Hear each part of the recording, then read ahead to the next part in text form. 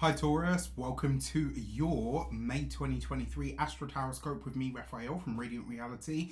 It's an absolute pleasure to have you. Thank you so much for being here. So, remember, these are for your sun, moon, and ascendant signs. So, whether you're a sun, moon, or rising sign Taurus, it's for you. But I advise that you watch your ascendant sign, especially if you're only going to watch one. Watch for your ascendant sign. It's likely to be the most accurate. With that said, remember they are general readings. Not everything's going to resonate with everybody, and that is just fine. You should always use your own discernment. Before we start, as always, I would like to bless my decks of cards with all forms of love, light, peace, prosperity, and abundance. And I pray that the messages that come through are ultimately clear and concise. They help you on your path to your highest vibrational good. So, I'm going to pop these to the side because those will be for your moons and for your oh, come on, brain. For your moons and for your weeks of the month. Alright, so the first transit that I would like to look at on the 8th of May. I forgot to mention as well, if you are celebrating this month, happy damn birthday to you. I truly hope you have a wonderful solar return. Remember to fill the day of your birthday with a little bit of everything that you want this whole entire year ahead to have in it for you. Now, for on the 8th of May, Venus, your ruling planet, is coming into your third house of communications. She's bringing her powers of diplomacy to you, especially into your communications, promises. It might be easing things off as well when it comes to people or communications on a daily level, especially if there's been challenging communication, if there's been like hard conversations, because obviously Mars is in the sign of Cancer at the moment. And you know, it's kind of been bringing some of his irritation, his passion, his fire, you know, and potentially some of the issues and challenges, right? It's helping you get rid of what needs to be got rid of, but by sort of having to say what needs to be said effectively. So the fact that you've got Venus coming in, she's sort of softening the edges of Mars's daggers, which could be great. It's a welcome transit, and it brings a much needed nurturing energy into your connections and especially to your communications. It might also see as well, maybe you're enjoying your local neighborhood a bit more. It could also be what you consider to be like the best part of having siblings. So maybe you know, if you've got siblings, this could be, you know, when they make you laugh or they support you with something and you think, wow, you know what, it's good to have a sibling, right?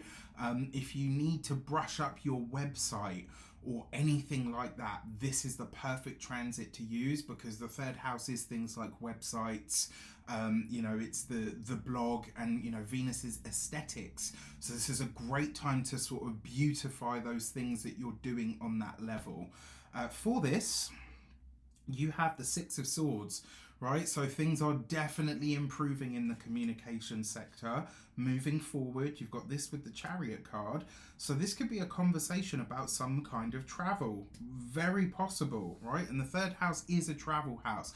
It tends to be more local travel, or, you know, I have seen third house activations bring things like weekend breaks or city breaks and stuff like that. So that could be really nice as well. But there's definitely travel. There'll be travel in these cards, all right? With that Knight of Wands as well, this is you going after something, right? Especially after a hard time, it's you getting more proactive and saying, yes, you know what, now that I have, you know, maybe just the energy to go after this, I'm going to go after it in a big way, and it leads you to some sort of success because you're following what looks like or feels to you more like your passion. So I really like this for you getting your spark back. You know, or maybe even pushing back in a conversation of some kind that's maybe had some tension attached to it. On the 11th of May, the moon is going to conjunct Pluto. That day in and of itself, right? The moon, feelings, Pluto, intensity, or potentially a final sort of, you know, something that happens. And this is opposing Mars. Now, it is a dissociated opposition, meaning it's an opposition by orb, but not necessarily by sign. And so the challenge that you have there, because this moon conjunct Pluto for you is in the 10th house, This could be a really, it could potentially be quite intense when it comes to your career, your social status. It could also bring the final emotional detachment. Like, let's say you've going through a divorce, a separation, a messy dismissal from a job or whatever. This could be that final emotional sort of cut, and it's like really intense, really sharp, but then you're like, yes, this is the removal that I needed in order for me to really move forward. It could be a personal or professional, or one with a sibling as well. That's possible. It's also as well likely to pass relatively quick. So the moon will, the day before, so let's say like the 10th, the 11th, and the 12th, those are the days of this transit, if you like, right? So it could potentially be intense for those 3 days. But really, it comes exact on the 11th. Like, you'll also as well, potentially, you be careful what you say at this time, especially if it's very public, because whatever you do say, remember, everyone's heckles are going to be up, and for that reason, whatever you say out, whatever escapes your lips, there's not going to be any taking it back. All right, especially it could also be that you're deciding to take a break, or to break a connection because it's just too mentally or emotionally draining. For this, you've got the Hierophant card. That's your card as a Taurus. That's you laying down the law, quite frankly. With the Seven of Wands, like, literally, like, that could be literal legal dispute potentially, but it's definitely you saying, this is done. I'm not doing this again. This is you kind of really being very resolute on something. And you got the Ace of Swords, the sword of truth, but also the sword that cuts, right? And Mars is a cutting and a severing energy, and Pluto is an energy of death, endings, culminations. It's the final sort of boom, that's done.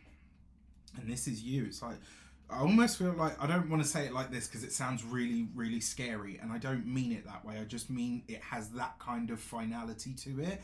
There's a part of you in this transit that I feel is kind of like to the death. You want to go? No problem. I will take this as far and as wide and as long as I have to in order to see it ending. All right, so good for you. It looks like you're really standing up for yourself in a powerful way. On the 16th of May, Jupiter, Lord of growth, expansion, abundance, blessings, is coming into your sign, right? Into the first house, especially for those of you that are Taurus ascendants to a lesser degree, but still relevant, the sun sign. But if this is a true first house transit for you, this isn't just an auspicious day, which it is, by the way. The chart for this day is actually, it's really nice. Yes, there's some stuff in the background. That's life, right? You can't there's no such thing as a perfect chart, but this could actually be very nice. Jupiter is coming into your sign. It's going to bring healing. It's bringing prominence. It's bringing power. It's going to get your life, it's going to lift your spirits, your energy. It's also going to bless you with health and vitality. And I know a lot of you have needed that recently. So this could be really great. It may also potentially bless you with a little bit too much life and vitality. What tends to happen with Jupiter in the first, it will expand your waistline. All right, so you got to be really careful for this next 12 months because we can gain weight. All right, I'm just going to call it a spade a spade. It's very possible under a Jupiter transit through your sign. Watch this as well because you really can gain, and you might be like, okay, this is happening really quick. Outside of that though, this is a really wonderful boost, and it's going to help you become more visible. It's going to help you become more aligned, more centered and focused in yourself. And it's really going to get you to start envisioning your own higher path for your own life.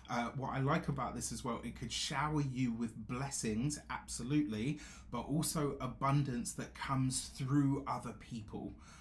Right? So I like this one. I think it could be really nice. For this, you have the Ten of Wands, moving on up. That's the first thing that came to mind when I saw it, and that's what I heard in my head. So that's what you got, my little rendition there. Then you've got the Five of Cups. Okay, so yeah, look, this is potentially the soothing or healing balm that you need after whatever is coming to an end here with that, you know, around the 11th, the 10th, the 11th, and the 12th, whatever it is, where that's been so intense or like, ugh, that's fine. Because look, right, although, you know, it's the Five of Cups, not the easiest of cards, that's the morning. That's the, okay, you know what, that's done. With the Ten of Wands, it's the ability to let it go and to say, okay, you know what, I'll put that down now because it's been too heavy. And it's like Jupiter saying, no, we want more lightness, we want more expansion, we want more growth, we want more opportunity for success and abundance.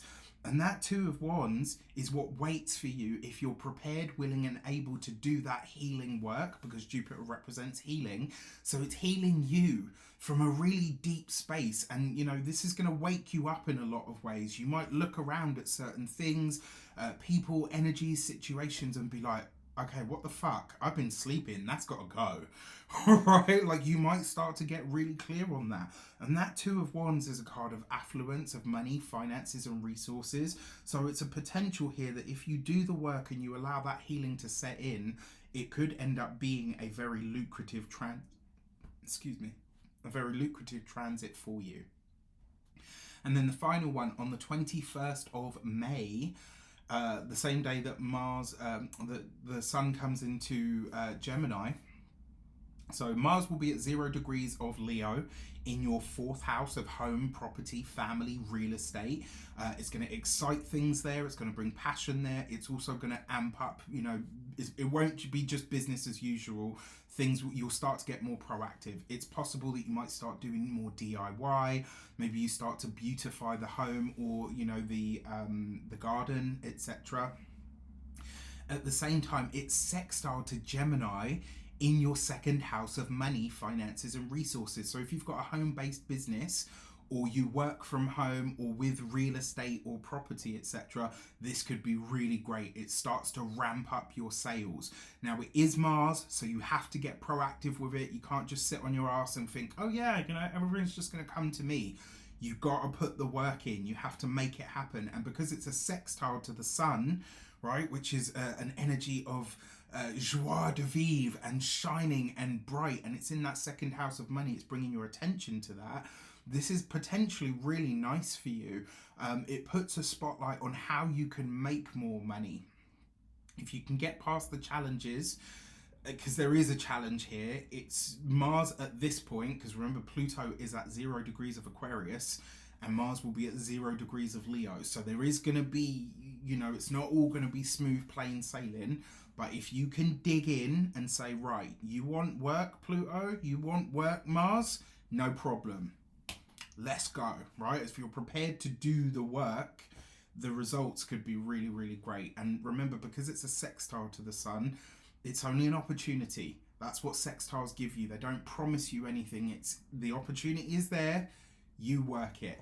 It could initiate a clearing as well, like, you know, stuff, baggage, etc., that leaves you feeling strong, powerful, and clear about your financial outlook. So bring it on. For this, you've got the Queen of Swords. You are ready to do business, right? I said, like, you know, get it on. The Queen of Swords is about what you fight for, and you're going in, it looks like, with the Six of Cups.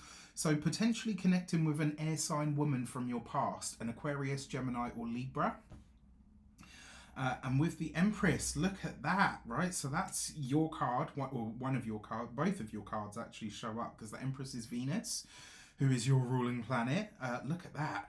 That's potentially a really good, really nice, very fruitful, or potentially lucrative reconnection with an air sign woman in your life. That's one way that you could see this. It could also be that you get your, you get your mojo back, and it causes you to really sort of tap into that energy of abundance and resources, and also growth. It's like you're going after something in a bigger way than maybe you have in a while. So that's your transits. Let's have a look at the weeks of your month. So for May, what is going on for you guys? You have, for the first week, you've got the Temperance card. So this is you taking some kind of remedial action. It's you balancing things out. I think this is the first week of the month of May. This is a moment of honesty with yourself. What is working? What is not working? Where am I getting in my own way? And where am I prepared to actually do something about it? To own up to my shit and just get past it and say, right, what is next? Because it's like, you've got that, you know, that thing that pigeons do with their brain, they align to the magnetic field. This is you doing that, but on an internal level, to say, right, I understand what my highest path is or could be now, and I'm going for that. For the second week, you've got the World card, big energy. So for this is a new level, right? A step up. This is you stepping into your abundance. It's you stepping into or onto a new plateau. Yes, it's going to be hard, right? And I was saying this, if you haven't seen the Aries eclipse video that I put out, check it out for sure. It's not just for that day that it's happening. This is setting a whole energy into motion here. But one of the things that I talked about was when you reach the next level, you don't go straight in at the top of that next level. You're at the bottom rung of it. And that's why it always feels hard when you level up. It's not because you can't level up. The chances are 9 times out of 10, we've already leveled up. But what we don't realize is, shit, I'm at the bottom of the next level. Okay, cool. I know how to do this now. I just need to build myself back up to that thing, or get to the top of this new level. So then you've got the Fool card right next to the World. So this is Alpha Omega energy. So this mid portion of May, there's definitely a moment where you cross a threshold, right? So one chapter ends, comes to a completion. I mean, I'm calling the month of May a game of two halves for sure, all right? New things, new places, people and energies are coming in, but your new chapter officially begins. And then you've got the Wheel of Fortune as the for the fourth week of the month. The travel that I talked about, all three of these could speak to travel, but I feel like it's most likely going to be the last half of the month, right? So the late part of the third week into the fourth week of the month, that's where you're likely to be traveling. And that fourth week of the month not only brings you blessings, but it also brings you a much deeper understanding of where things are going from here. There's a lot of things that are going to make you really happy, I feel. All right, so for your new moon, I'm not going to go into too much great detail with the moons, just because obviously you get your full moon and new moon reports. But for the Taurus new moon, you have... Oh, okay, the cards have spoken. You have the Gate 18 and Perfection, right? And what do we know about perfection? It doesn't exist. It's not real, right? We can chase a fantasy, and you see there how she's looking out into the desert. Well, what happens if that happens? You tend to get lost in it, right? You get lost in the Maya. And so your message for this new moon is to allow yourself to be reborn as you are, instead of the most perfect version of yourself. Because if you can do that, what you'll be doing is really following your own true north. For your full moon, which is going to be a full moon lunar eclipse in the sign of Scorpio on the 6th of May, you got the Gate 17 and Opinions. And the message behind this card is, whatever is contrary to your own may well still be pertinent information. Just because we don't agree with something, or it doesn't necessarily, it's not how we would do it or how we would say it, or it doesn't look the way that we think it should, doesn't mean that it's not good advice, doesn't mean that it's not a valid opinion. And also, the other message behind this is not to get lost or caught up in other people's opinions. And isn't it interesting that you've got the sequence of numbers, right? The 18 and then the 17. So it's kind of going backwards in a sense. But yeah, very interesting. Don't get lost in other people's stuff, and don't get into the energy of you should or shouldn't, all right? Chuck all of that out. With that said, I wish you an abundance of all of that good stuff, especially for your birthday blessings. Let me know in the comments how it shapes up. Take care, and I'll see you soon.